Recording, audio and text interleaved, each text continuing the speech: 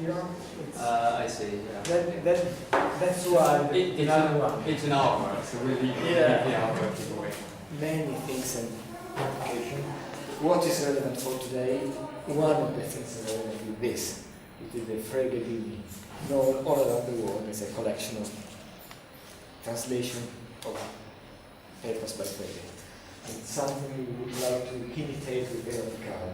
Who is sorry not being here because she wanted to come. And Mark Textor was the editor of the Journal of the History of Analytic Philosophy. This is a more recent journal than traditional British journal. And what's relevant for today, he wrote one of the best books on Frege on Saints and Reference, and I suggest you to read it because it's wonderfully and very clear. And today we are just discussing a particular topic of Frege.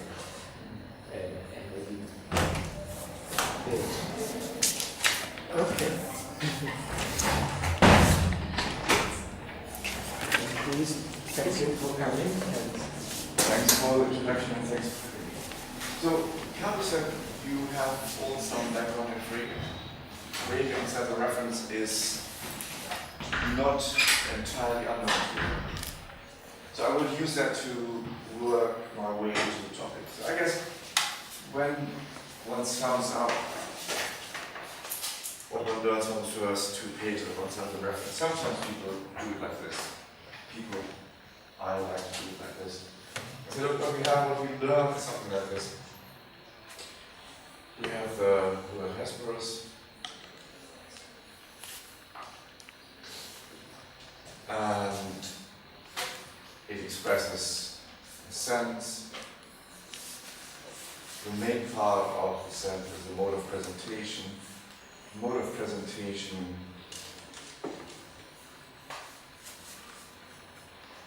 determines an object, in this case a planet. Doesn't look like a planet, but it's supposed to be one.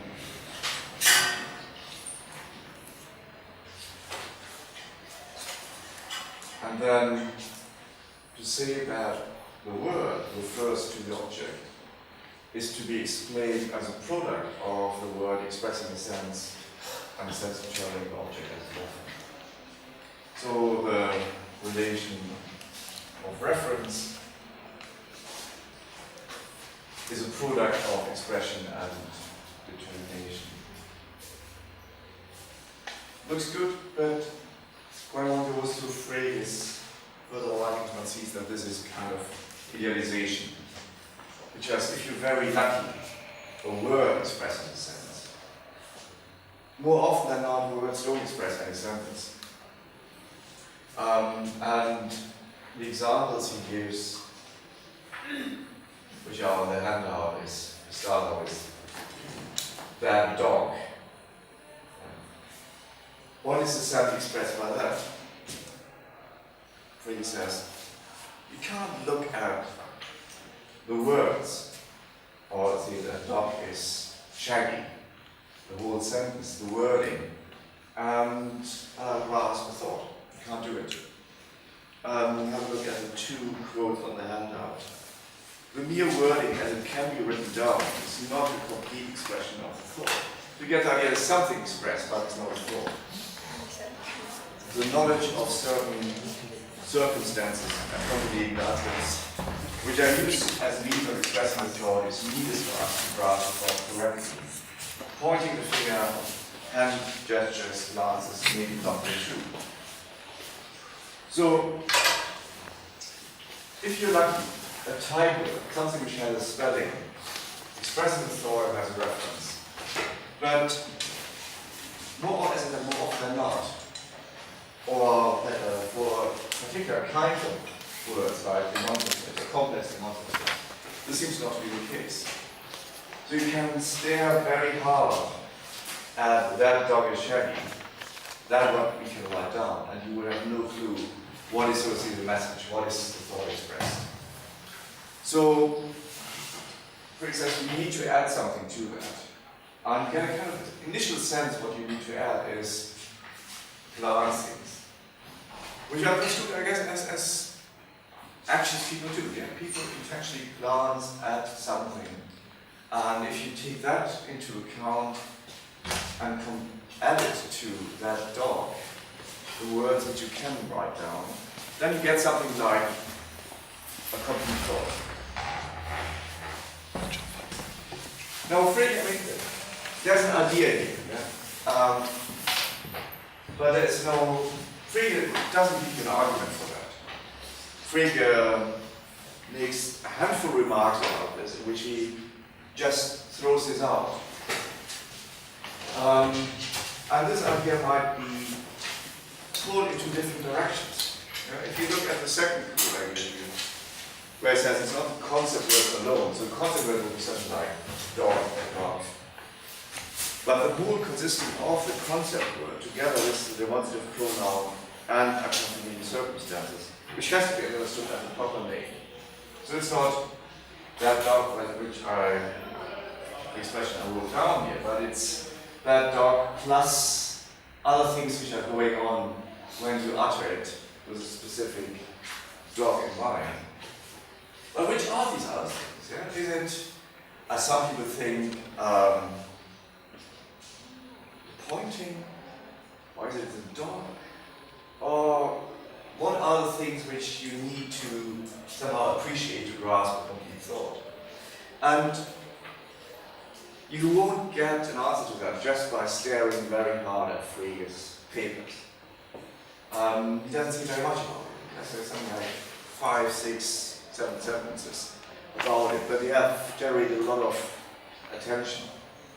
So what I want to do is I want to look at arguments which have been given for the view that that dog plus X plus something else plus something non-verbal expresses a thought and has a reference.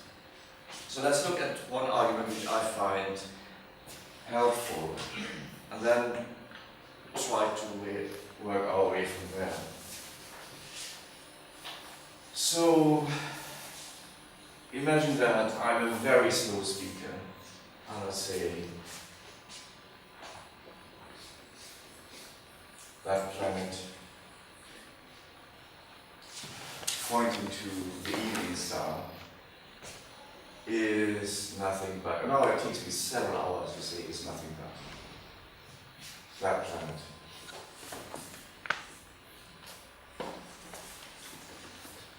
That can be informative. You can learn something interesting from that. Yeah? But how would you explain that informativity? How would you explain that you, if I'm a really slow speaker, can't take this for granted, can't simply assume it without any more reason? So it's not an instance of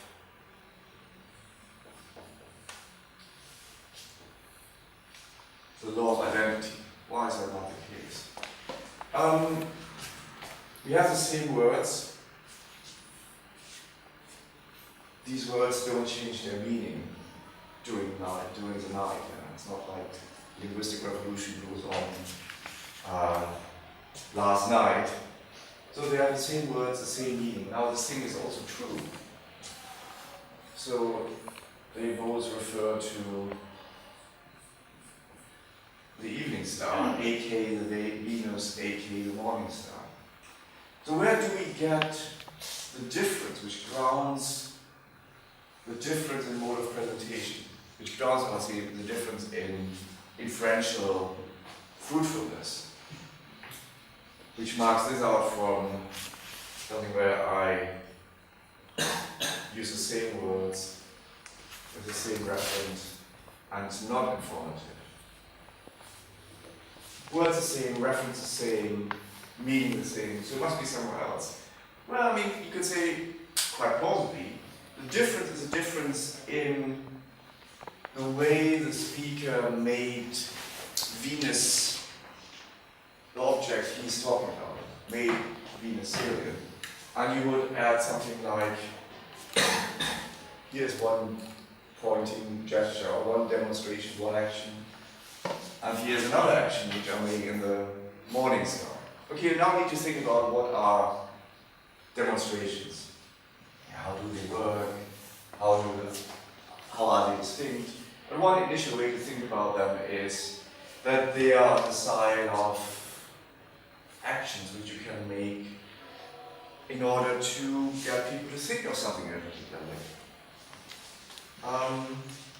A demonstration is something you can understand or not understand. Like other communicative actions, they are governed by conventions. Yeah?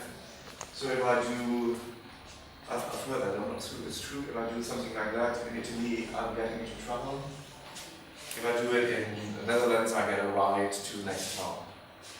So it seems like these things, whatever they are, these demonstrations, have something like conventional meaning, and they can express like verbal signs, modes of presentations. And here's our story for this case. So we add demonstration 1 to this, demonstration 2 to this, and this, only together with these demonstrations, we have something we express as a complete thought. And in this case, we have demonstrations at least of the same type. That makes this non-informative. This is a story you will find in Kaplan, which he in the end revises, which is, I think, defensible. But now the big problem is, Frege says something like, look, if you look at I, now, and here, these are also words which not on their own express sense. Can you think, I mean, that's good for this, but I, now, here, intuitively are not associated with something like demonstrations. And if you wanted to run the same argument, we would need to find something like informative instances of sentences which contain indexicals, expressions like I, now, and here, and explain and say, look, they contain the same indexical twice over. That is true, because it refers to the same object. And linguistic meaning is the same, so we need to appeal to something else to explain the difference in informativity.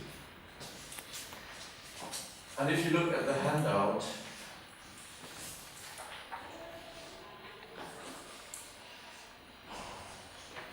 François recognized that, well, in these kind of arguments, you can give them for demonstratives, but what is possible with demonstrative turns out not to be possible with pure indexicals. So these are somehow the circumstances, and it makes sense now to say, as Frege says in the first quote, used as means of expressing the thought. Yeah? I let you hear my voice under these garments to get you to think of me. I let you see me talking. That's my means of getting you to think the right thought. And these things, these uses of circumstances by the speaker, they enter the expression of the thought. Okay, I tried something for now, couldn't come up with anything. Mike has better examples. I wonder if he has something for now. I have an example for here, but since time is going on, I mean, you get the main idea. So, that's sort of say filling in something about how this view would apply to indexicals and not just to demonstratives. And that has, in my view, has been a gap in the development of Frege's ideas. There was nothing, Frege never thought about, really sat down and said, oh, I need to give you an argument for this. I need to see how this hangs together, just observations about natural language. I mean, natural language is anyway kind of mixed up, contingent, rumble, jumble, you don't even think that much about it. So this is an argument which helps you to preserve the idea of Frege's, of people like the Okay, it helps you also to reject a different construal, a different direction in which people have tried to pull Frege's ideas. So if you go to page 2 of the handout, small Kripke and before him, Wolfgang Kühler wrote papers about the same topic.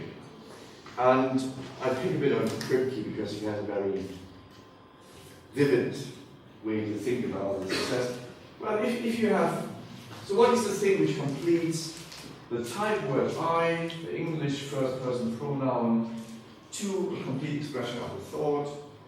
What is this extra factor? Well, it's you. Or in this case, if I say it, it's me. So the complete expression of a thought is this. And he says, I didn't know whether you ever realized that, but people, times, and so on are unrecognized pieces of language. So all of you are a word. Not a word, but a piece of language. I didn't know that, but here we find it out. And we see, and that's something he says, that's the way to construe this phrase idea of hybrid properties. So I think that's wrong. And you can already see why this is wrong if you go to the first example. So think again of me coming through the Portuguese, talking, and then switching from relying on my voice quality to relying on manifestly, obviously, letting people see my addressing them. So I would say what we have is I plus use of voice. This is the unrecognized you piece of language, if you want. Concatenated with this, and I concatenated with use of appearance. Difference. Okay, these you have really two different signs in a broad sense, flanking the identity sign and the express different senses. It's all what Frege wanted to say about this. Now, if you're a Kripke, you have to say, who's coming through the departure gates? Me. Who's standing there at the departure gates? Me. It's always the same thing. It's I plus me as an unrecognized piece of language, and I concatenated in some way is again me as an unrecognized piece of language. That should be of the form A is A, and therefore uninformative. So Kripke's way of thinking about what needs to be added to type words, namely in the case of I, the speaker, in the case of now, the time, in the case of here, the place, always leads to, in this, it's not plausible. Yeah? It doesn't track with what you want is, you want difference between these hybrid properties to track differences in concrete value. And that's not the case for Frege's proposal. So it fails. And moreover, it makes this rather uninteresting. Yeah, what Kripke and also the thing Kühler do is you just read the idea that the reference is determined relative to certain context parameters into Frege. And say, look, we take these context parameters like speaker, time, location, to be part of the thought expression. Why should one do that, and why should that be not just be a notational variable people actually think? So that gives you, it makes it rather uninteresting to think about this. You might also have the case where you have different words.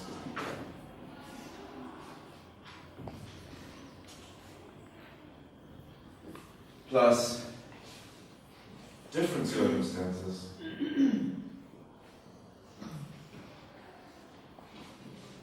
Get the same thought.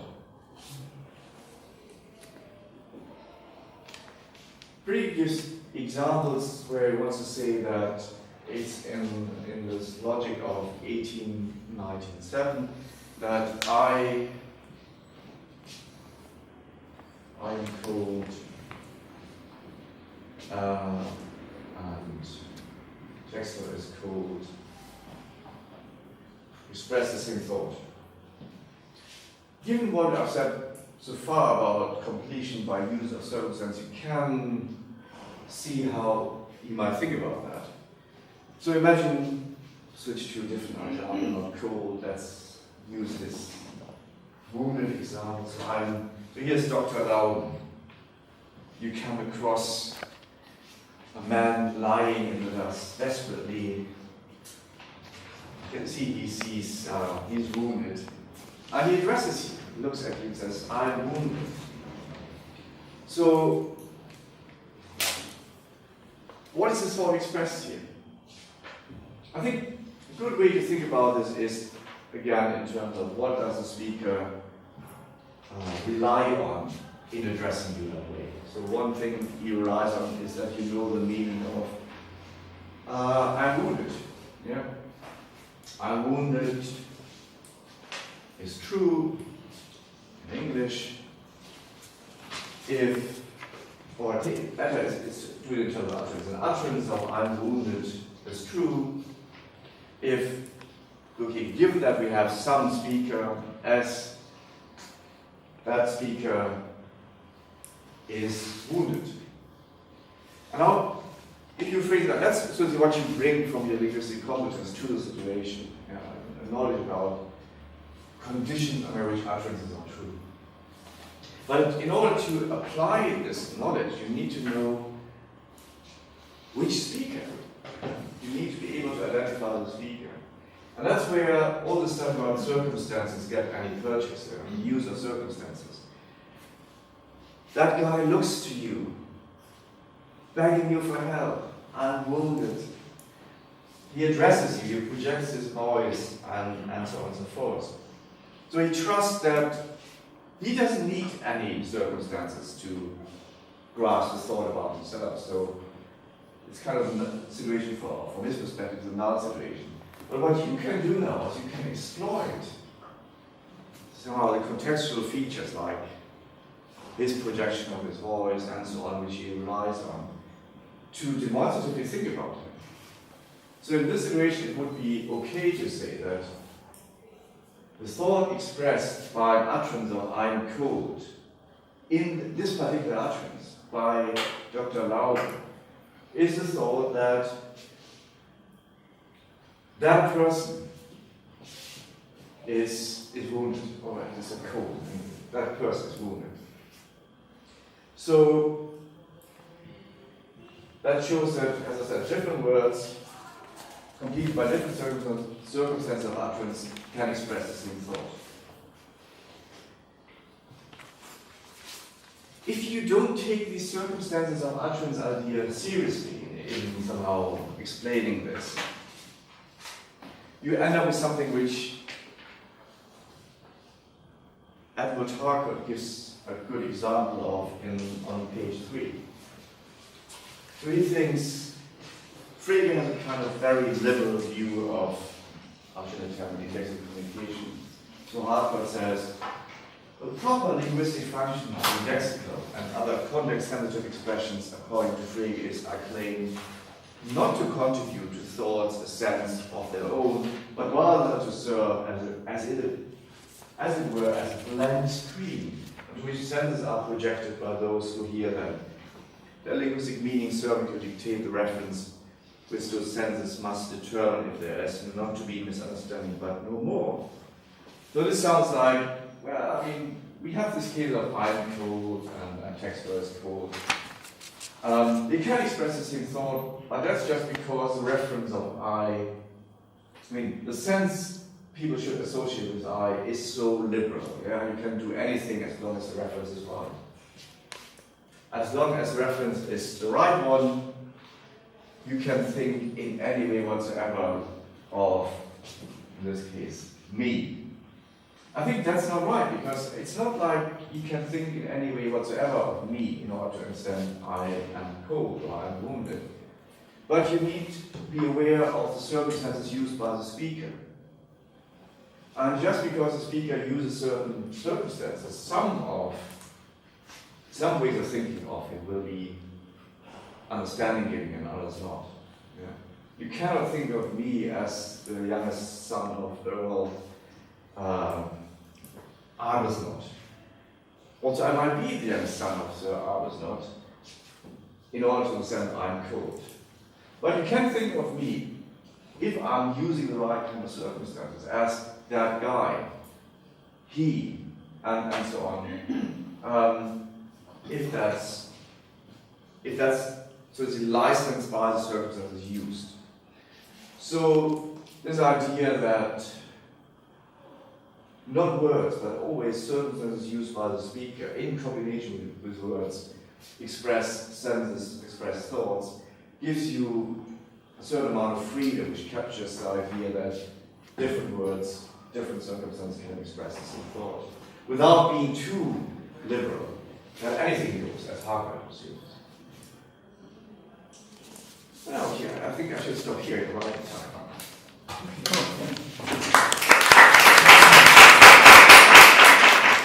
It's coming out in mind very shortly. So yeah, next July issue. Right, so the paper's going to be published in Mind, so I strongly recommend it. You can read it, okay? It's elaborate on what Mark has to say. So what I was going to do today was really just elaborate a little bit, make a few points in commenting on his paper, but then also put what he's saying in a slightly broader context. So I have one issue that I'd like to address in particular.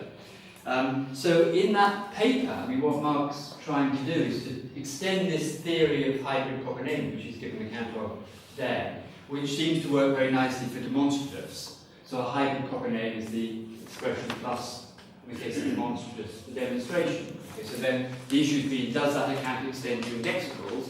And Mark's saying, yes, it does, and his argument is meant to show that you can extend this theory from demonstratives to indexicals. So demonstratives and indexicals are kind of in the same boat, as it were, as far as these issues are concerned. And I absolutely agree with that. I mean, I think they can be treated together.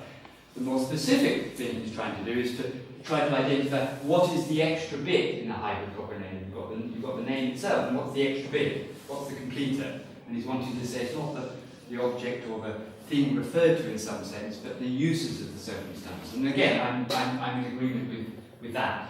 So substantially, I'm in agreement with the paper, because I think it's a great paper, you should read it. But, okay, what I want to say today is that what I think Mark has tried to characterize is a certain conception of thought, which is there in Frege. Right? So I think in some sense it does justice to Frege, but only part of Frege. And I think that actually there's a tension between two different conceptions of thought, maybe more than two, but at least two different conceptions of thought. So in my own book on Frege, a long time ago, the same year in which Carlo... I wasn't deciding whether... No, that's a long time ago. It's not where Carlo and I first got to know one another. We both published a book on Frege at the same time. This is a long time ago.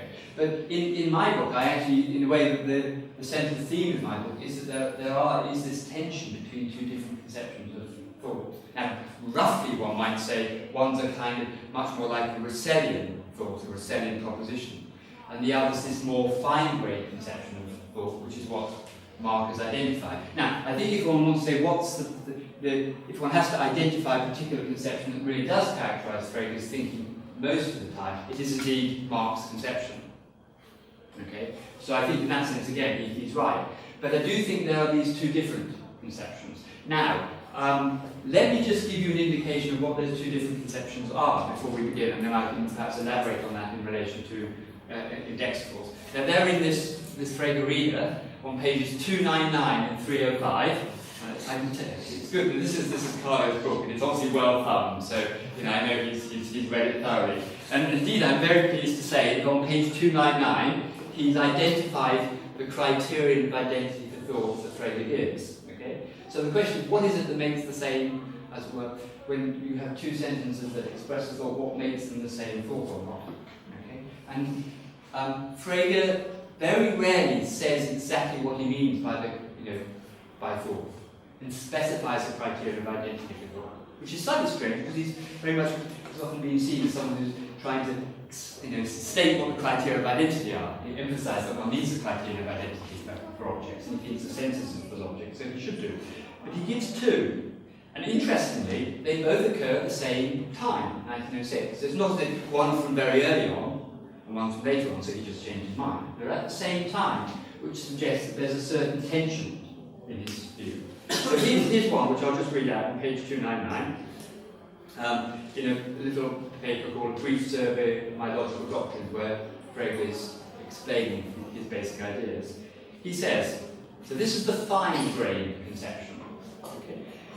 Two sentences A and B can stand in such a relation that anyone who recognises the content of A as true must straight away, and the German is ohne weiteres, also recognise that of B as true, and conversely, that anyone who accepts the content of B must immediately, unmittelbar, accept that of A. Okay, so the idea is you have two to the left. Now let me just kind of write it up in schematic form. So I've got 2 pairs of glasses, one for reading. So I've got 5 pairs of glasses for different jobs. So here's a good example of an identity statement that's false. My glasses are not my glasses. So I have to change glasses to write up just schematically here. So you're concerned with what here we have a sentence. Let's say P and Q. Sentence P and Q. The question, do they, whatever that relation is, express the same thought on it? The sense of P, the thought expressed by P. So for Frege, as you sort of know, the sense of a sentence is the thought it expresses. So the question is, what is the sense of Q? So what is it for two propositions, two sentences to express the same thought, the same sense? So what is the relationship of equivalence here? Okay? So what Frege is trying to do is to specify a relevant notion of equivalence. In this particular case, he calls it equivalence. So the idea is, if you grasp the content of that, and you know that if this is true, that must be true, and vice versa, then they have the same sense. Okay, so that's the one criteria. The other one, which he writes in a letter to explaining his ideas to Husserl, and I suppose one might say there's a slightly different context. He's trying to justify his own camp. This is page 305, and Carlo, you ought to make a note of this one as well. You haven't actually put a pencil mark by the side of that one, but I know Carlo knows this one as well. So here, Frege says, now it seems to me that the only possible means of deciding whether proposition A expresses the same thought as proposition B is the following. And here I assume, well, there's a qualification. So, if both the assumption that the content of A is false and that of A be true, and the assumption that the content of A is true and that of B false, lead to a logical contradiction, and if this can be established without knowing whether the content of A or B is true or false, and without requiring other than purely logical laws for this purpose, then nothing can belong to the content of A, as far as it's capable of being judged or true, which does not also belong to the content of B. There's a bit more. So it's actually quite a more long-winded criteria. Okay? Now, very crudely, one might say that what Frege is offering is two different conceptions of sameness of sense. One on a kind of epistemic equivalence, and one that really looks like it amounts to mere logical equivalence in some appropriate sense of logical. Okay, so that's much more coarse-grained notion. Okay, now keep that in mind as I then go through some particular examples. I'm going to take another example to illustrate that. But maybe first, since as I said, I had two sets of questions. One, some minor revisions to what Mark had said, and then as we're bringing in a slightly different dimension. Mark challenged me, didn't he, to come up with an example of now is now. But also I wanted to say, he gave this example of that planet, right? That planet is that planet. In the paper there's quite a lot of discussion of the time it takes to say that. So you imagine Kaplan's example of someone who's a very slow speaker, even slower than that. Okay, so that planet, and then 6 hours later is that planet. Okay, well you don't need a planet to think about. You can think of an aeroplane going very fast. You say, that plane is that plane. Or imagine it, to make it more vivid, imagine it goes behind a cloud. Right? You might say to a child who hasn't yet worked out the thing that will disappear in clouds, something else comes out, you might say, that plane is that plane. Okay? So it seems to me there's more ready examples where you can avoid the issues you get into about time, that in a sense is relevant. Okay? So in the case of this and that, this plane is this plane, I think it's fairly straightforward. Now that can be informative. This plane is this plane. Okay, zooms through the clouds. Okay, now you challenged me about now. I mean, I was thinking about this. You have an example here. Did you mention it? You didn't mention it. I didn't mention it, but Okay. Now, well, actually, it's using one of your own first example of hearing a recording. So, say you hear something, and you're told that it's a recording, it's on the radio. You don't know, in other words, what time it is. So, someone said the race is beginning now. Yeah, but you don't know what time of utterance that has. Okay, then I might say, now is now. So you know that actually the recording, it's not really a recording, it's being played right now. That might be an example, I think, where we have an informative use of now is now. Okay? So you can have informative uses of, one can think of, if one genius like, uses of I is I, now is now, here is here, and so on. So, okay, I'm all going to agree with that. Okay, so now, as it were, another example, which I think puts pressure on Frege's notion of thought. And this, for me, this is, I think, the most interesting issue in trying to understand Frege's notion of thought, because it ramifies into all sorts of other areas of philosophy. Okay, it's an example that Frege himself uses, but then when you think it through, I think you get into problems. So say today, I say, it's nice to be in Genova, it's brighter and sunnier than in York, so I'm glad to be here. So I say, today is sunny. Okay, today is sunny. Now, on a very kind of Freudian, in this fine-grained sense, you might say, well, I'm thinking of today is an indexicals, I'm thinking of today in a particular way, a mode of present, I'm thinking of it as today. Today is sunny. Now, Frege himself, in Der Gedanke, specifically says that you can capture that same thought tomorrow. But how would I capture that same thought tomorrow? Exactly, I have to say yesterday is sunny. Say tomorrow, so I'm here, I'm today, I say today is sunny, now that's tomorrow, I say it here. If I say today is sunny tomorrow, I'm talking about tomorrow, which, given Frege's view of sense terms reference, means a different sense. Okay, so saying tomorrow, today is sunny, will be a different thought. But of course, what I do to capture that same thought is to say yesterday was sunny. Now, Frege himself says that's how we would capture the same thought. Okay? Now, so is thinking of yesterday being sunny actually thinking of it in the same way as thinking today that today is sunny? It depends how fine-grained your mode of presentation is. Thinking of today as today is arguably different from thinking of today tomorrow as yesterday. Okay? But anyway, Frege says I can capture the same thought when I say today is sunny. Tomorrow I say yesterday was sunny. Let's accept that. Okay? Well, here's the problem, and it's the problem that John Perry first identified. He called the problem of the essential indexicals, which we can run in the case of this example. So I say today is sunny, but I don't know that today is the 14th of April 2015. Okay, so I can hold the thought. This is the first criterion. I can hold the thought. I can hold as true. Thought, oh yeah, today is sunny, but I have no idea what day of the week is. So I think, I might think it's the 12th of April or something. Okay? So I can think today is sunny is true, but the 14th of April 2015 is false. That's coherent. That's just the kind of example Frege is always using to motivate the distinction of senses, right? So one would say the thought expressed by today is sunny said today is different from the thought expressed by it's sunny on April 14th, 2015. That seems fine. Right, now here's the problem. So now you've got today, then we've got tomorrow. What about the next day? How would I express the same thought? Well, the day before yesterday. Yeah? Okay, well I should have started here really. Okay, today, what's the day? Today is Tuesday. Yeah, Wednesday, Thursday, the day before yesterday, the day before. Yesterday, etc. But I can't keep on saying day before, the day before, the day before, the day before, the day before, right? What happens next Tuesday? I'll say last Tuesday, like the sun. Now, does that express the same thought? It just seems to be a very small step to say, yeah, it's the same thought. I need to use the day of the week. Well, now think of trying to capture that thought through time all the way to next year, or in 100 years' time. How are you going to capture it? Seeing that someone you're going to say, we use the day dates. Tuesday, 14th of April, 2015 is sunny. Or it's sunny on that day. Yeah?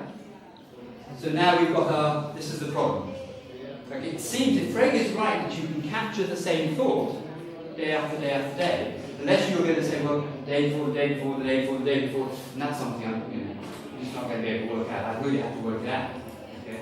It seems you first of all help yourself to the idea of a day, Tuesday, Wednesday, then the idea of a month, and then the idea of a year, and then you're back in the problem.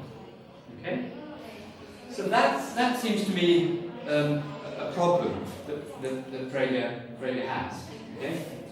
I mean, one could run the problem in slightly different ways. So here's another example I thought of, not quite Frege's. So, which actually puts pressure on a different principle in Frege, sometimes called the transparency principle.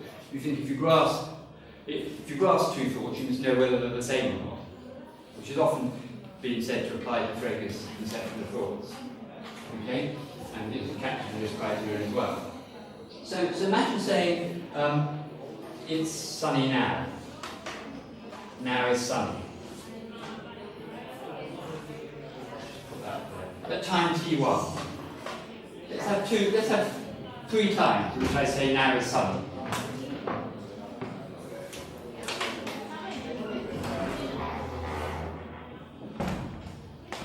Now, T3 is tomorrow. T1 is today. Okay? So, the thought I express today when I say now is sunny is different from the thought I express tomorrow when I say now is sunny. Okay? And you might think, maybe I should say today. Today's sunny, it's the same form. I should use today, I think. Let's stick it to today. Keep the same example. Okay. So it's clear that that said tomorrow is going to be express a different thought than that said today.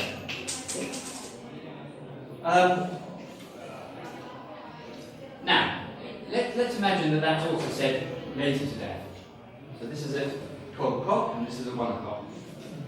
So it might be, well, it depends now how fine grained you're going to be, that expresses the same thought. Or even if it's a minute later, I say, oh, today is sunny.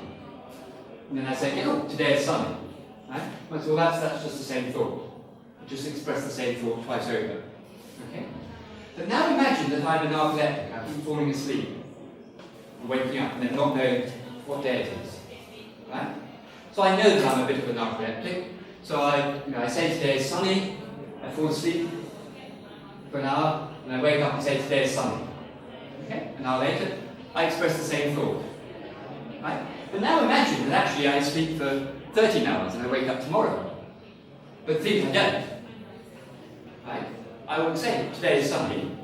Right? Today is sunny. I will think, presumably, if I don't know that I've fallen asleep, that I've expressed the same thought. But I haven't, of course, if we have this idea of sensory terms reference. Okay? So that seems to me to put pressure on the idea of transparency, that I might think saying today is sunny would be perfectly correct to say that, and tomorrow I say that, but I think it's the same day. Okay? So I grasp two thoughts, but they're not actually the same thought. Okay?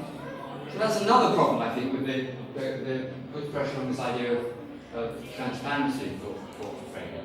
Okay, let's leave that for now, just come back to this problem of sense of So the reason I think this is a very important question is for a number of different reasons. I think the tension in Frege's conception of thought comes out in particular two kinds of problems. One is the problem of indexicals, which we just see in all indexicals and demonstrative. And what's interesting about that example, as Mark mentioned right at the beginning, is that really there's only 2 passages and only one in published work where Frege considers indexicals at all. Now the reason he doesn't consider indexicals is that his concern is with mathematical languages. And certainly as Mark mentioned at the beginning of his paper, in mathematics you might think that there is no indexicality. Or any kind of contextuality. I don't think that's quite right, because one needs to know what the kind of language of mathematics. I write 2 + 2 = 4. If I write 1 + 1, just take a very simple example. 1 plus 1 is 2, what should I have? Yeah, 1 plus 1 is 10. Yeah. Is that true?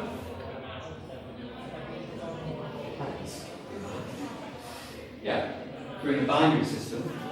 Yeah, it's true.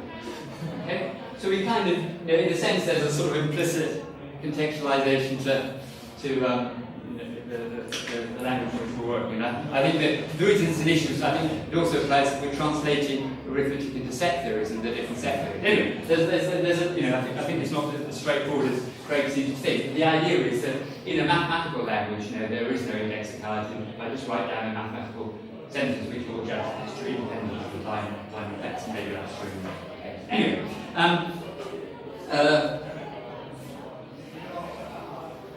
the two areas, yeah. So that's why Frege doesn't concern himself too much about indexicality in his work. Is that he's not, as often said, he's not really concerned with developing theory for ordinary language, but of course, we subsequently are interested in seeing how his ideas extend to ordinary language. He's concerned with mathematical logical language. But where the issue does arise is with his discussion of the status of the so-called Hume's principle and axiom 5. And I don't know if how many people know about the debate about Hume's principle and axiom 5. Maybe I should, we've got time here, time to briefly mention it? Yeah. So it's crucial in Frege's, let's have it down here,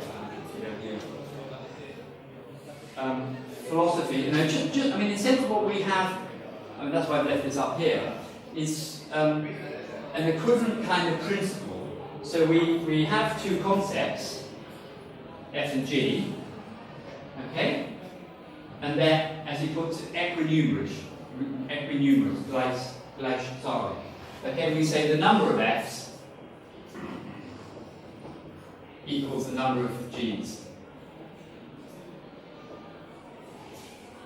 Okay, so his example, one of his examples is, you have a waiter who's laying a table with a knife and fork, right?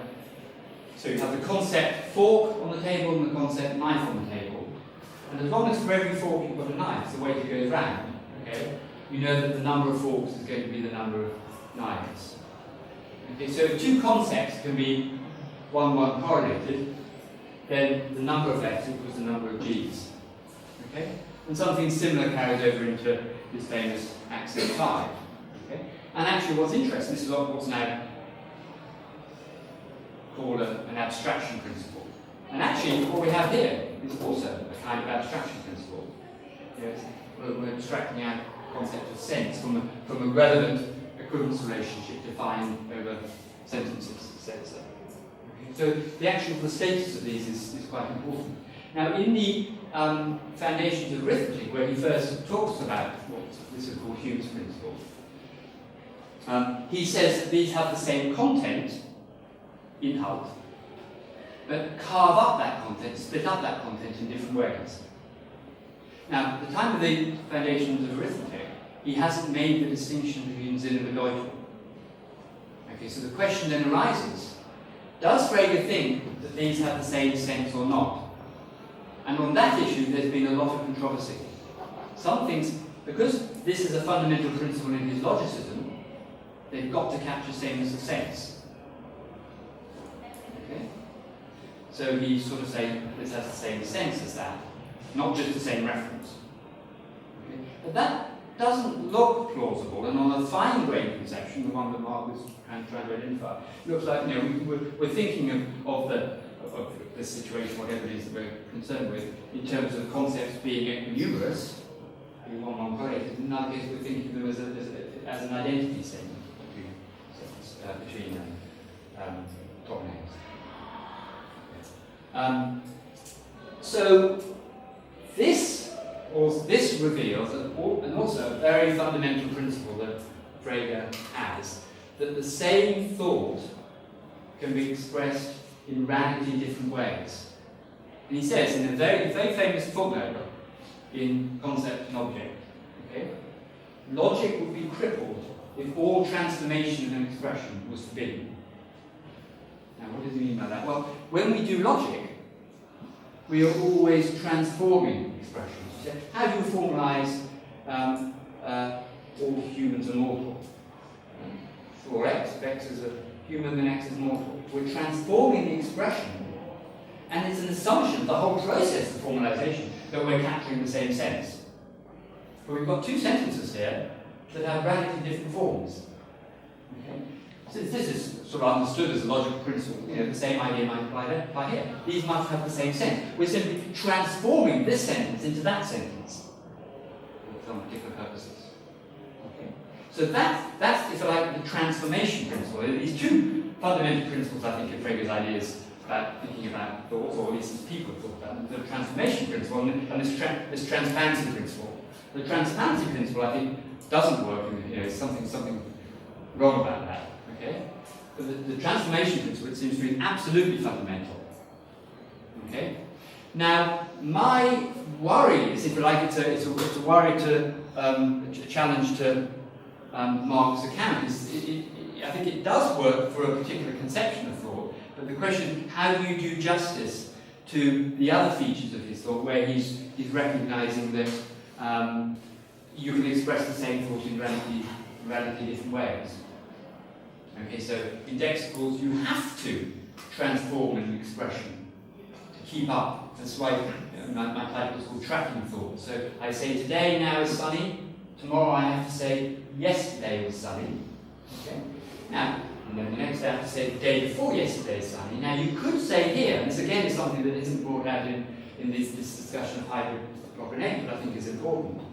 You could say that you only understand what today means if you can also use corresponding indexicals, say yesterday, tomorrow, and so on. Do you really understand what today is? If you aren't able to say tomorrow, today's Sunday, it might be slightly different from saying now. There was a little hint, I think, at one point in Mark's paper, I can't remember where it was, where he talked about, if I say I am here now, So I say, I'm going to say something true to you. Please, philosophers don't always say things true, so I'm going to say something true. No one's arguing. So I say, I am here now. Have I expressed a thought? I said something true, right? I said something true, with all the completers that one might put in. But have I expressed a thought? It seems to me I haven't really expressed a thought if I don't quite know who I am, where I am, and what time it is. So imagine, we had a good night out with Carlo last night. He took us to a very nice wine bar, and we had a beer in a nice restaurant, and I drank too much. So I'm still a bit groggy. I think I'm so groggy I don't quite know who I am anymore. So I wake up. Okay. Well, in fact, let's spin the story out a bit more. So Carlo's a trick. He drove me into a forest. Okay, a dark forest, and I'm put in the middle of the forest. I don't know what It's so dark I can't see anything. He puts me in the forest, and I wake up.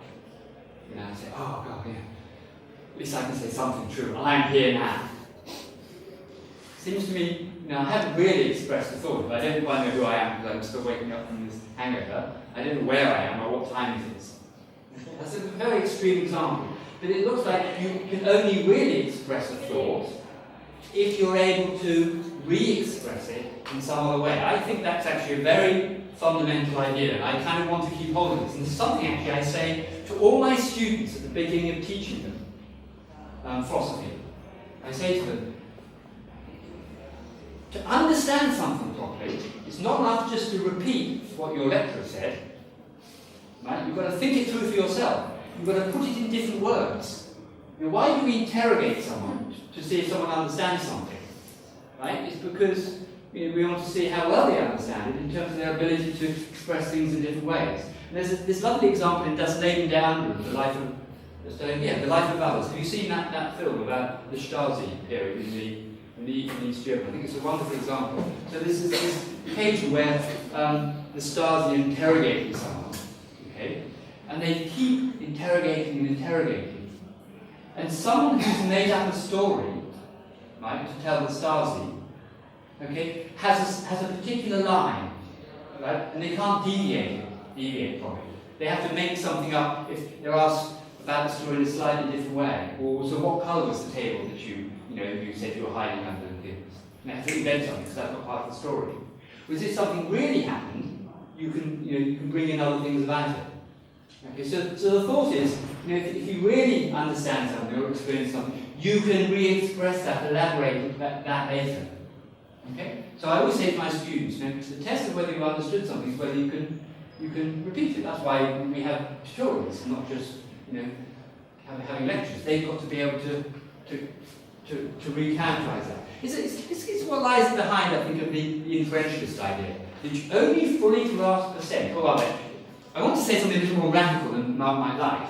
Maybe there's at least a conception of thought in which you want to allow room for kind of knowing that thought, grasping that thought better or in a richer way. It's the same thought, but one comes to know it somehow better. Not just, you know, it's not just there's a whole series of different thoughts, but somehow there's something that you're still expressing. And that seems to come out quite well in the case of Indexicals. So as I say, do I really know what I mean by what thought I'm expressing when I say today is sunny, if I'm not able tomorrow to say today is sunny? I can't. I want to leave room for having the same thought, but being able to express that same thought in richer and richer ways, which is what philosophy is all about. Okay? And it seems to me that this very fine-grained conception doesn't really leave room for that. But there's some other examples that we can use, but I think I'll leave it there.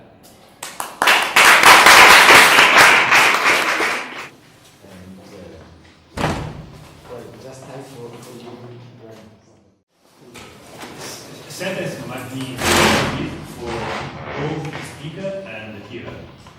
And we can imagine of cases of informative science, of utterances of sentences with demonstratives for both the speaker and the hearer.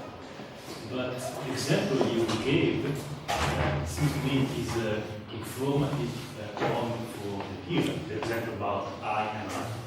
And I wonder whether that might make any difference or any problem from your claim that we can treat demonstrative the same way, pure text of the same way. And the second question is about your argument against implicit views. And your argument is that if we apply implicit view to the case of I and I, we cannot explain the informativeness of such sentence. But it seems to me that your argument relies on the idea that an identity statement where both two sides of the identity predicate, where in two sides we have the same name, then the statement, the sentence, or the utterance of the sentence cannot be informative. Right? Yes and no. Because yeah, I mean, it depends very much what you mean by name. Yeah, so this is how I understood your argument. You say, okay, if we apply implicit view, then we have a sentence like I plus me equals I plus me. Right? And this cannot be informative because it's the same form of A equals A. But it seems to me that there are cases where we have examples of A equals A, which are informative. Yeah, sure. I mean, I agree with that. But it depends. I'll understand how. So you want to have, I think, at the level of sense, you want to have something which reveals the sense of the expression. So here's an example where you have something like Paderewski is Paderewski. Yeah. Not in. It's. Well, I mean, who knows? Yeah? It's. I guess for some people, for the enlightened, non-informative is an instance of the law of identity. For some people, it's informative, so we have the same expression. But Frege would say, I mean, I'm talking from a Frege perspective. Frege would say, well, you need something. You need a symbolism, a way of regimenting such sentences which reveals the sense completely.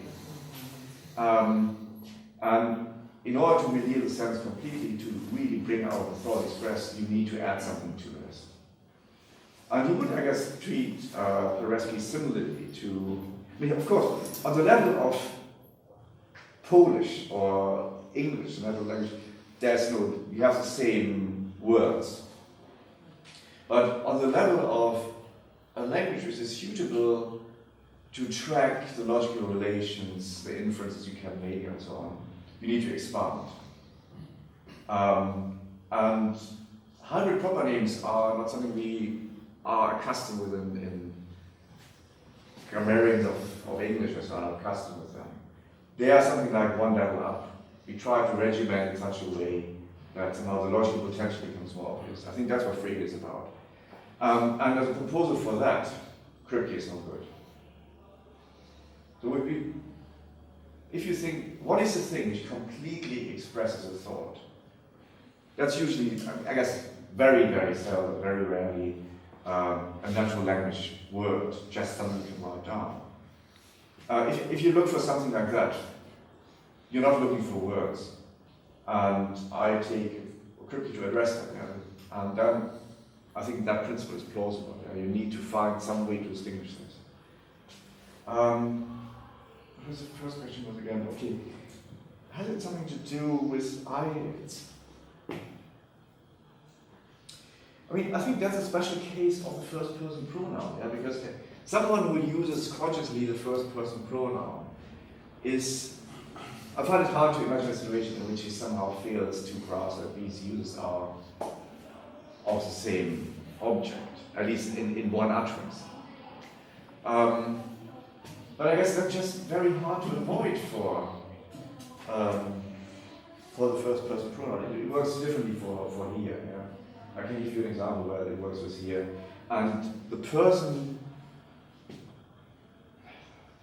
herself thinks that is something informative. That's something I can learn and I need to have evidence for. And because just the first person pronoun has this feature of immunity to misidentification from the person using herself, she never needs evidence for such judgments. It's just unfortunate that I can't disentangle them. That's just how it is. And you have an idea how to do this? No. Can I just make one comment on what you said? Another thing I was sort of interested in your paper is to come down to different points. One thing that I was thought about when thinking about indexicals is the possible gap between expressing a thought and grasping a thought. Okay, so I suppose a question to you will be in your account. So let's accept, and there's a convincing case to be made here, that you've identified all that's needed for the complete expression of a thought. Okay, so that's nicely done. That's all right. I think there's a question whether one needs to know everything that's involved in the complete expression of a thought in order to grasp it. Now, there's a distinction between grasping, understanding the complete expression of the thought, and grasping the thought itself. You might want that distinction. So you might say, yeah, there's a question about all the elements that are involved in the complete expression of the thought, but then there's still a question, what's involved in grasping thought? Is there room for someone to say, well, they don't fully understand everything that's involved in its complete expression, but they can grasp it somehow? Yeah, so that was something that I think in your paper. I mean, maybe more needs to close that gap. But for times I wonder whether that. I mean, when you read Frege as well, there's a sort of slippage from talking about expressing thoughts to grasping thoughts, and there seem to be different things. And there's even something more, something I haven't thought about that much, but I think it would be worth something about. There's one word which makes it even more difficult, which is grasping a thought correctly on the first code. I find it difficult to think, what is that? So I grasp the thought, but I grasp it not correctly. It's on the handout.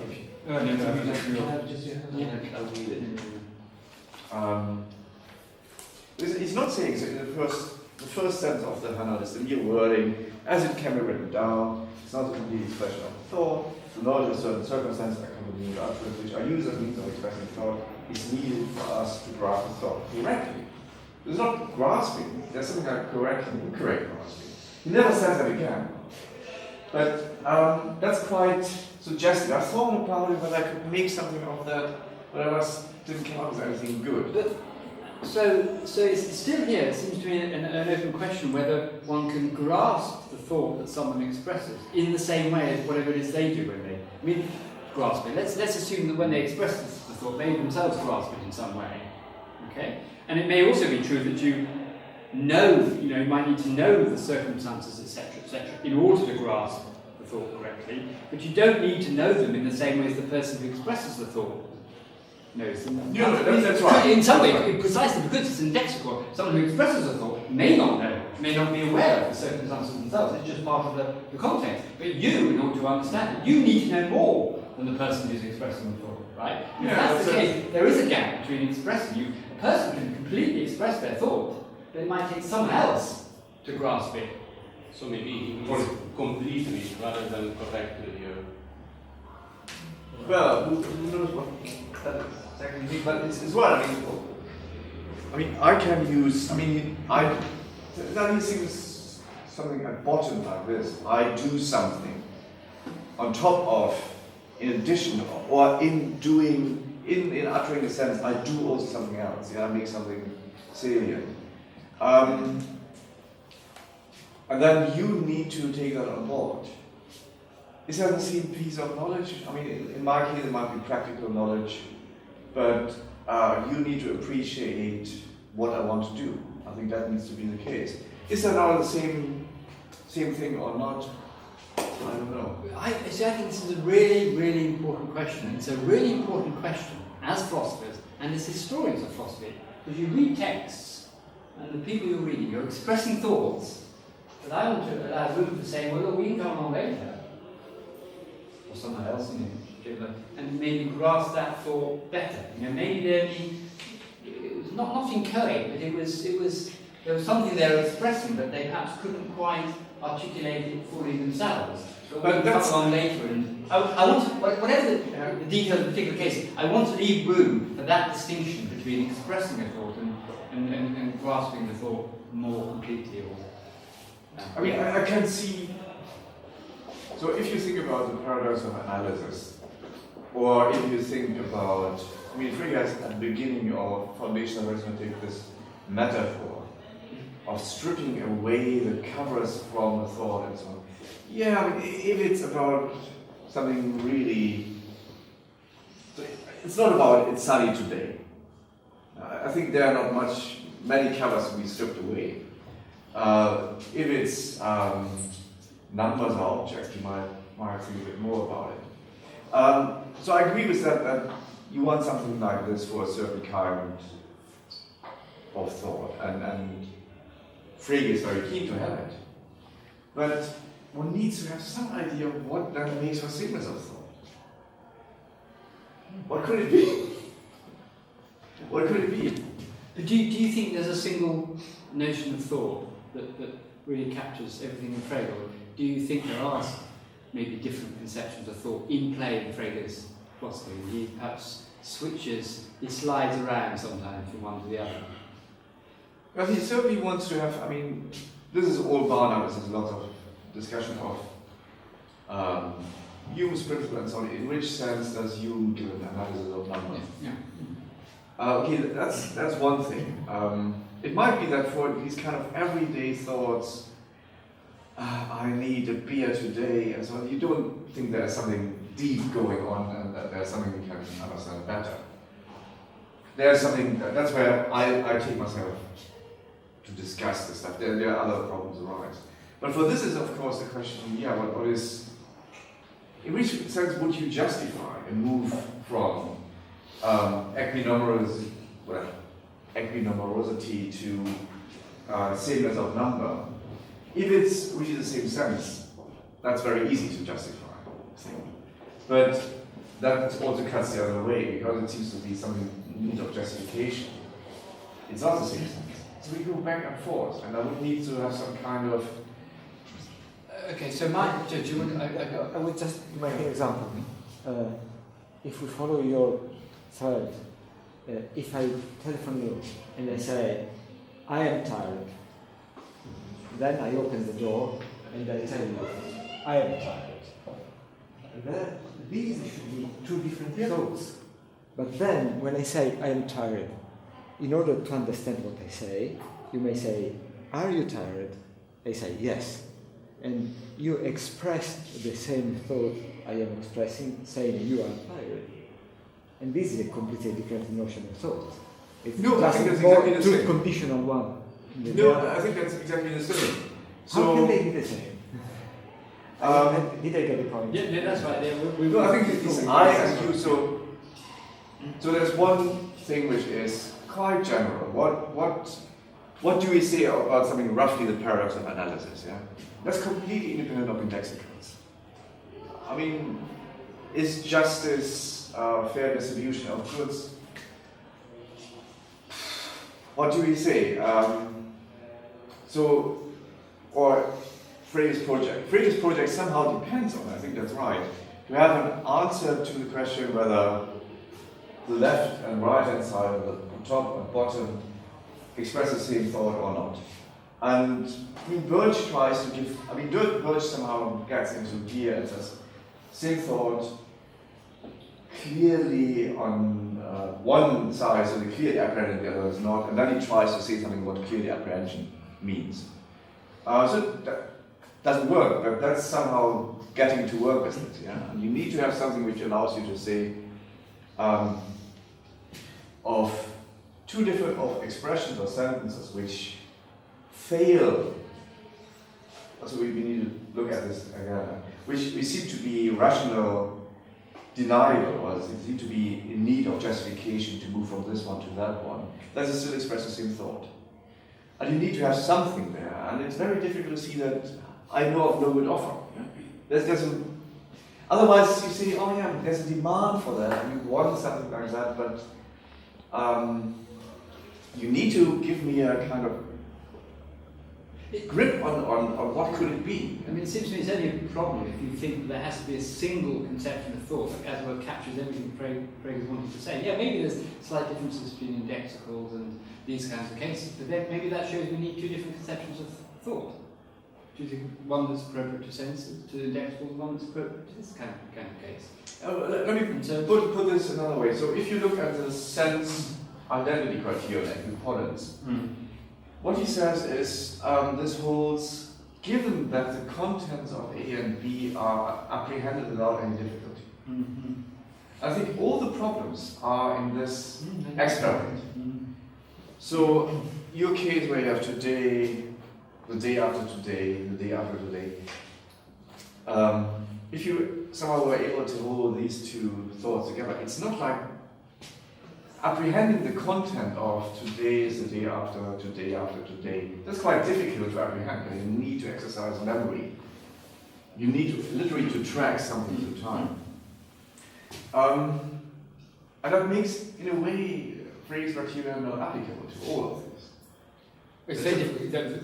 The criteria needs changing anyway for indexicals, because you have to be very specific about the utterance, because it's not that you can grasp them simultaneously. So, anything which is of interest is sort of captured by this clause. Yeah? This criteria applies only to very straightforward, unproblematic cases. So we don't know what to say. Okay, so can I just say one more thing? It's sort of generalization, for instance, which you might like even less. Okay. So going back to here. Okay. Here I said there's some kind of equivalence relationship between here. Okay. Now the question is, you could identify all sorts of equivalence relationships between here. Okay. And I think the key idea is, if you like, what you're wanting to do is, let's say there's a little box there that draws on a certain kind of understanding. Okay?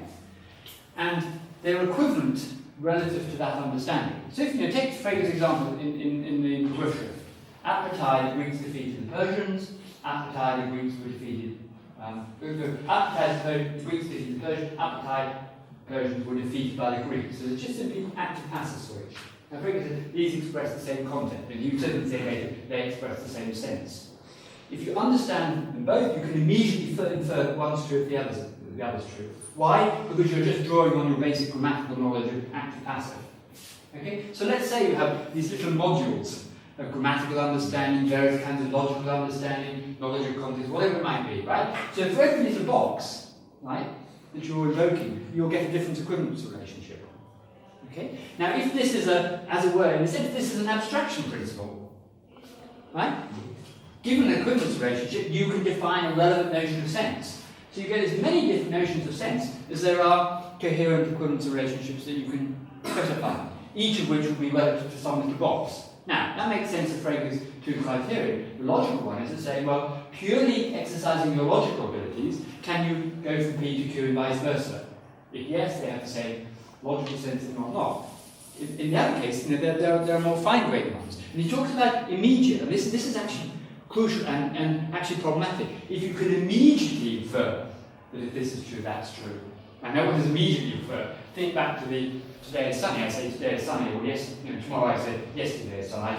I can immediately infer that someone who says today is sunny will hold it saying tomorrow, yesterday was sunny is true, right? That's fairly as immediate as you can get. But now you think, well, what about in right? There's a horizon paradox basically running here. As soon as you use the word immediately, right? And so there's another thought, not just immediately. So actually there are two criteria in the literature based on this. Some people say they don't use, forget the immediacy, if you can, as it were, merely by thinking, go from one to the other and vice versa, then they express the same sense. Right? And that's in between the two criteria. Not even by thinking, by just you have to go yes. Yeah, but it's not. But the point is that there are there's lots of little boxes there, and so lots of little equivalence relationships, and so lots of different conceptions of sense. There's no single conception of sense.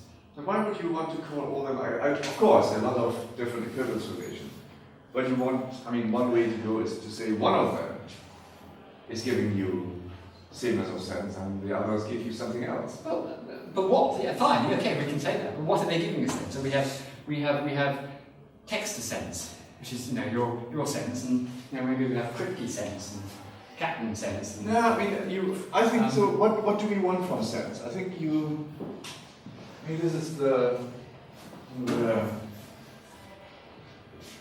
I think Strawson pioneered it out here the 50s, and then John Campbell came up with it again. If I go from FAGA to then X,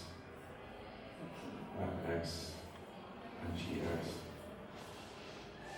Why do I need further premises? Well, because I can hang trade on sameness of sense.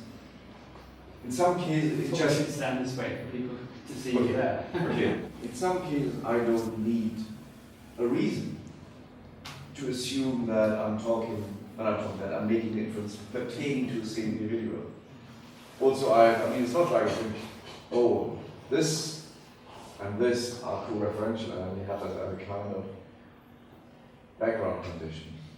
This is the background for transparency. There's a real oomph to it. Yeah? It's implicit in the Tractatus. Wittgenstein draws out this supposed transparency. Yeah, absolutely. But I'm not sure how. So I agree that kind of tangible. On the one hand, you have this sense needs to be the thing which makes sameness of reference obvious to people who grasp the sense. It's the same sense, you grasp the sense, then you know if there's anything referred to at all, it's the same thing. That's something really important. Without that, the logic can't get going. On the other hand, Frege has this curious project to do this. It's kind of very general, but it's a version of parameter analysis. And that requires sameness to be discoverable. Yeah? It's something which you could say, hey, look, that's a signal of that. That doesn't go easy together. That's the right response to see that we have different. Yeah, see, I think this is what's gone on in the whole neologicist concern with the status of this. So Bob Hale spent years of his life. I spoke to him about this, basically asking himself, he's a chap, trying to formulate a criterion of identity, same sense that captured this and exactly this, and not other things. And in the end, he gave up. Right? You can't. And so then when we're left, we just said, well, we must stipulate. It's a stipulation, that's what he said. Exactly, that's what he has to come. We just stipulate it has the same sense. Or we stipulate it's logical, and then if you like, by using some such principle here, we actually stipulate it saying it's a sentence. That's fine, that's actually okay, you're stipulating. But then you think, well, then what's the status of the claim that the arithmetic really is logic? Well, Frege is stipulated. Yeah, exactly. Frege, but that seems to me exactly what goes on with philosophical concepts. You broaden that. So if you ask the question in Kant's time whether arithmetic was logical, and by logic you meant Aristotelian, the answer is of course not. Right? In order to show, in order to make plausible the claim that arithmetic is logical, Frege had to develop his logic. Right? Logic, in a sense, okay, this is, means something slightly different for Frege. But that's what. Yeah. What's the man in Berkeley? It's back to McFarlane. Yeah. Although, if that would be the right way, then just think about it. Then Frege would have not taken as a challenge at all. He would just have said, "Oh, I really check out." Yeah, but what's interesting about what McFarlane does, and so McFarlane is someone who wants to can say, well, actually, okay, so let's just step back a bit. On Kant's view, arithmetic is not logical. Because he has a rather restricted logic. He has a restricted logic. On Frege's view, let's say it works, it is. Okay? So then you say, well, Kant and Frege are not speaking, they're not sharing the same thought. They're not speaking across purpose, they just have different conceptions of logic. So McFarlane comes along and says, well, hold on a minute, let's see if we can uncover something that, as it were, brings the two together. So someone will think, oh yes, if Kant, as it were, sort of, thought about it like this, he would have realised that he was wrong and Frege was right. In other words, you have to tell a story. Right? And that's exactly, in my account of analysis, that's exactly what goes on in analysis. We tell a story that, as it were, brings together the relevant bits, for the purpose of some fruitful theory. Okay? But you have to tell the story. Okay? You have to specify what the relevance equivalence relationship is, and then you can indeed say they have the same sense. So you're sort of stipulating. It comes out as a stipulation, right? But there's a lot of work that goes on before you get to that stipulation. And I mean, one of the really, really important passages in Frege, which I think you should really, really read, is the 1914 paper, Logic and Mathematics. That's where I think he tries as best he can to answer what is essentially the paradox analysis. There's this view that you don't grasp the sense clearly and kind of... Yeah, but the key bit is that he says the interesting work goes on at the pre-theoretical level. He thinks that, this is where elucidations come in. I mean, he hasn't fully appreciated how important that is. But actually, when you look at his own work, most of his work is precisely that elucidation, that pre-theoretical work. Or he's, on my account, on concept, on sense and reference, and function and concept are elucidatory works. They're not part of the logicisms, they're the pre-theoretical. They're to get the building blocks, as he puts it in Logic Mathematics in place. And, we could argue saying new logicism, the same thing's going on. Which is like trying to put in slightly different building blocks in order for this to come out as having the same sense. This means that abstraction principle should be a kind of stipulation. Well, that's what Hobbes thinks. Yeah, but that's... Which is contrary to probably the phrase. It's not there's either a stipulation or it captures exactly what we mean ordinarily. We can immediately see. Says, oh yeah, of course. Oh wow, bang bang, they have the same sense. Or it's just stipulated, so we just have to take it. No, you've got to see what is the work doing. What is this work doing right now? I mean, it's more that like the example of. Maybe this is an easy example to use. It's the one Frege uses. The line A is parallel to line B, right? The direction of A, okay, is equivalent to the direction of B, so then the direction of B. Okay? Well, what do we mean by direction? You have Mark there, and me here, and we're going towards the church over there, so we're going in the same direction, but the lines aren't parallel. Okay? So it doesn't seem like this exactly captures our ordinary conception of direction, but of course that's to miss the point here. We're in a sense providing a more precise notion of equivalent, of direction, and perhaps also in the process providing a more precise notion of line. But all of it hangs together. So one thing that we're doing in analysis is actually forging conceptual connections or tightening our concepts in different ways to bring together in a particular network. And yes, some of those concepts will be used in slightly different ways in ordinary language, but that, that's irrelevant if we're bringing them together. So it is a stipulation, but it's not just like all arbitrary. Now I'm going to decide that you're going to be called David Cameron. Just like, I just stipulate. Well, from now on, Carlo's going to be called David Cameron. I mean, that's a kind of completely arbitrary, stupid stipulation, right? The stipulation must have some particular purpose. Now, so from now on, we're going to call Carlo the boss. Okay, there might be a reason for that, so that we all, follow what he says and so on. Okay, so if it is a stipulation, if it's a decent stipulation, there must be some rationale for it. Yeah. Anyway. It must be justified. Yeah, and you have to be able to tell a story. And in a sense, it might also depend on future success. And stipulation, you can make a stipulation, and it turns out to be a useful thing to do because it's reshaped our concepts, and that in turn becomes fruitful in some way. And in a way, that's what Mark's doing in the paper. I mean, that's what philosophers are doing. He's actually gone way beyond Frege in his account of Indexicals. Frege doesn't use the word hyperpropylene. Is that wrong? Does that mean it's not a good account of Frege, because Frege never uses the word hyperpropylene? Well, it's an analysis, right? It's a drawing out of features of Frege's thought that are very, very implicit. Did Frege grasp the concept of a hyperpropylene? In a sense, your whole paper is saying, he did, and here it is. But I don't know. Yeah? That kind of analysis looks like making hypotheses. No, I say it's a kind of conceptual enrichment, reconceptualizing. For me, analysis is a good analysis is one that invokes richer conceptual resources to recharacterize something. Yeah. Okay. is that the right analysis? Well, Or is there just a successful, a useful, a fruitful, shedding. I mean, I think right. I would want to resist that it's either right or wrong, or right for what purposes. There's different set theoretical reductions of the natural names. Which one is right?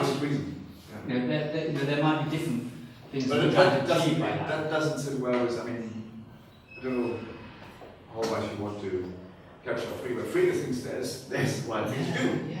I find that intriguing. And I think one thing, almost as a sort of phenomenological remark about the practice of doing history, of philosophers, is that philosophers think they're somewhere tracking the truth. But actually what they're doing is just giving us richer conceptual tools to think about something. Certainly, like a classic example, Frege is taking the world to divide into functions and concepts. His use of functional analysis was what made possible the development of quantification analysis. Wow, powerful, wonderful. But Frege then says, oh no, there are these objects in the world, there's objects and there's functions, two different kinds of entities. He thought he was tracking the truth. That seems to me mistaken. But by saying that, I don't want to say that the richer conceptual resources he developed in quantification logic is somehow illegitimate. So we can separate out the realism. It might derive, of course, from the actual conceptual enrichment. There are a few questions, maybe two, no more. Can I speak in Italian? Yes. I have some problem with pronunciation. And la mia domanda sarebbe riguardo al discorso del today's sunny e della concezione che permette di dire il giorno dopo yesterday is sunny. Questa è un'abilità, in un certo senso, una capacità sempre attiva anche durante i pensieri che non la chiamano direttamente in causa, oppure soltanto quando pensiamo qualcosa di strettamente relativo a un fattore temporale la chiamiamo in causa? Cioè fa parte del nostro vivere cognitivo costante oppure no?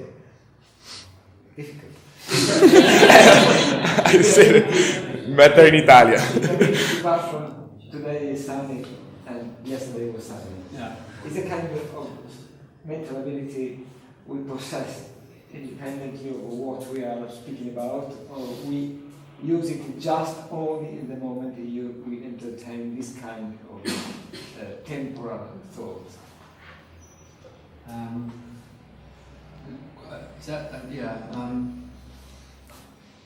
I'm not sure I quite... Something like Evans, mi sto riferendo a qualcosa di cui riguarda. Speaking about Evans. Yes. Yeah. The difference between subjective space and time and objective projection. The subjective conception, I understand that is always present in Evans, also in all type of thought. So is this the question that we were thinking we might want to bring out as well from our discussion? Something that Mark says in the paper. Yeah. Mentioned the idea that For maybe both. with indexicals, and use of indexical on a particular occasion may in fact express more than one thought. Right, one might be purely subjective, one more objective. Now, Frege himself, famously, in Decadamka, said that there is, when Gustav Flaubert says, "I am wounded," he's expressing a thought that only he can have, because he's presented with himself in a unique way, so he can only have that thought. Right? But when I say I'm wounded, and I'm thinking of Mark here, so I'm thinking of myself in a particular way that no one else can share. So I have a thought that no one else can share. But in order to make Mark grasp something, I say it in the way that Mark has elaborated, in such a way that Mark can pick out and say, "Well, this is the person who's now addressing me is wounded." Okay? So Mark was suggesting, well, maybe we should see this as there being two thoughts. There's the private, purely subjective thought, and then there's the objective thought. Yeah? And now, that's problematic for Frege. Gareth Evans was very concerned about this, because it looked like for Frege, thoughts had to be, were essentially communicable, objective. So it looked like Frege was abandoning that view and allowing there to be purely private thoughts. The same, it's not just a problem about I, actually, going back to my example, it's a big problem about now. If you think of now, if I say now is sunny, there's a very particular way of thinking about now. Right? That in a few seconds later I can't pick out. Then whenever I say now is sunny, I've expressed the thought that I can never catch you again at any later point.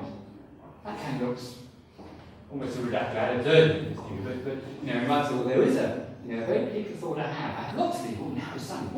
Next minute later, now is sunny. So on. And I can never express that. Okay? And Frege doesn't want to go down that line. You want to say, well, you could say then it's sunny, and that's the same thought. So I think that is a bit of Mark to add something there. The question of whether maybe this the only solution to say you express something, but there's different thoughts being expressed. You can express more than one thought, such that someone else can grasp one of them but not the other. But that's, I think, a qualification. Well, you could also, I'm not sure whether there's at least that's something like an option there. I can think the thought I'm expressing as I'm cold, without using any circumstance. But no one else can do that. And that's a big difference. So in order to grasp and re-express the thought I can express without exploiting any circumstance, you need to exploit some circumstance. Namely, whatever I did in my utterance of that thought to get other people to think of me in the right way. But it's a new knowledge, or is it something that we have hidden also in other type of thought? When we say today, in the now case, so that would speak in favor of thinking there's one thought, but the circumstances. Sometimes if I think now it's cold, it's not really that I'm relying. I myself thinking that I don't rely on anything. I just can think that. And it will be about the right time. But in order for you to grasp the thought. So just one quick response to that. So, yeah, there's a sense in which that, right, going back to the point I was making about the importance of being able to re-express it, it seems to me that you don't really understand I don't get that. what it is for you to be cold, unless you can somehow... So it's almost a kind of Kantian thought. You've got to sort of be aware that it would be something that you would express to someone else, you could recognise in something similar in other people, etc., etc. I mean, these concepts come as well in a package. To know fully how to use the word I, you've got to know how to use the word you. To know fully how to use the word today, you've got to know how to use the word yesterday and tomorrow, etc., etc. These these terms like come in a package. They're not, you know, the idea that I say, expect any thought when I say I'm here now, just strikes me as, you know, it's a minimal conception. I think one needs to, you know, have richer conceptual possibilities to re-express it, to be said to fully grasp that thought. That was the key point I was wanting to make. Yeah, I would like to have more of an argument. Better do a big card and put it. Yeah. Short question. I have two questions. One. If we say that F and G are equivalent, we are expressing an identity or a function that makes F equivalent to G. Oh, so if I say the concept F is equinumerous, can be 1-1 correlated with the concept G. The concept fork on the table can. But it's not the forks. I mean, the forks are the same in number. The thought that the knives on the table can be correlated 1-1 with the forks on the table, right, expresses arguably the same thought as the number of forks on the table equals the number of knives on the table. That would be the claim. I was thinking it in a mathematical way, because I think 4 is equal to 4 is different to say that 2 in base 2 is equal to 10, because I use a function, an injective function, to translate the 2 into 10. And so the first identity was an identity, and the second one was a function that makes my 2 that translates the 2 into 10. Yeah. And so two different types. Yeah, I actually agree. I think there are lots of different kinds of identities. I'm sorry, just trying to think of, you know, 2 equals 1 plus 1. You know, where you say that's within. This is an identity. Right, that's an identity within our normal language. This is expresses the identity between 2 as used in decimal notation and this as used in binary notation. Yeah. I mean, same way as I could write 2 equals 2 or something. I mean, I think there are different sorts of identity statements. This is more just merely notational. This captures, Frege would say, this captures a kind of thought. But this is just a notational. It could be just a notational difference. But they have maybe different statuses. I mean, I give some other, actually, quickly, I mean, I think also had something similar talking about revelatory senses and so on. I mean, I could, yeah. We have finished with identity, which was the starting moment of yeah. So we may speak.